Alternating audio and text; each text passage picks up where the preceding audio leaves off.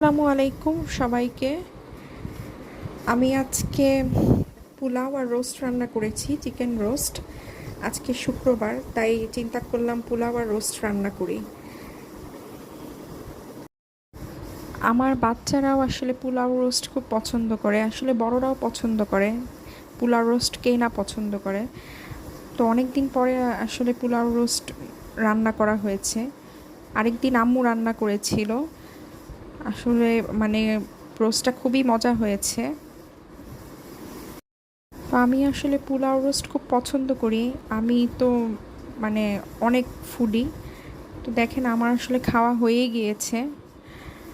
তো আমি আবার মানে শসা অত পছন্দ করি না, বাট এখন সবারটা দেখে দেখে আমিও শসা খাই।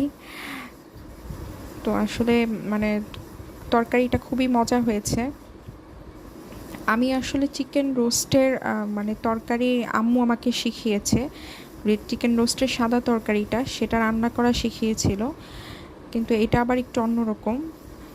এটাও মজা, মানে দুইটা দুই রকম স্বাদ।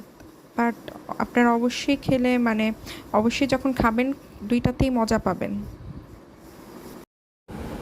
আজকে একটু বের হলাম অনেক দিন পরে। তাও আমার বাচ্চা মানে বলতেছিল অনেক, মানে ওর বের হতে ইচ্ছে করতেছে অনেক দিন ধরেই। বের হওয়া হয় না আসলে, আসলে শরীর যদি অসুস্থ থাকে তাহলে বের হতে ইচ্ছে করে না। তো আজকে অনেক দিন পরে বের হলাম ওকে নিয়ে। আর ওর হচ্ছে ফেভারিট আইসক্রিম, বাসায়ও আইসক্রিম আনা হয় এবং বাইরে গেলেও ও আইসক্রিম খেতে চায়। আমি নিজেও আইসক্রিম পাগল, এবং আমাদের বাসার সবাই আসলে আইসক্রিম খুব পছন্দ করে। তো তারপরে হচ্ছে ওকে একটা আইসক্রিম কিনে দিলাম। আমার আবার আজকে গলায় খুব সমস্যা করতেছে, আমি আইসক্রিম খাওয়ার সাহস পাচ্ছিলাম না। ওকে আইসক্রিম দিয়ে আমার খুব ভয় লাগছিল যে ওর না আবার ঠান্ডা লেগে যায়। তো আপনি দেখতে পাচ্ছেন, আমি ফার্স্টে মনে করেছিলাম এটা কাপ, বাট পরে দেখি কোন আইসক্রিম।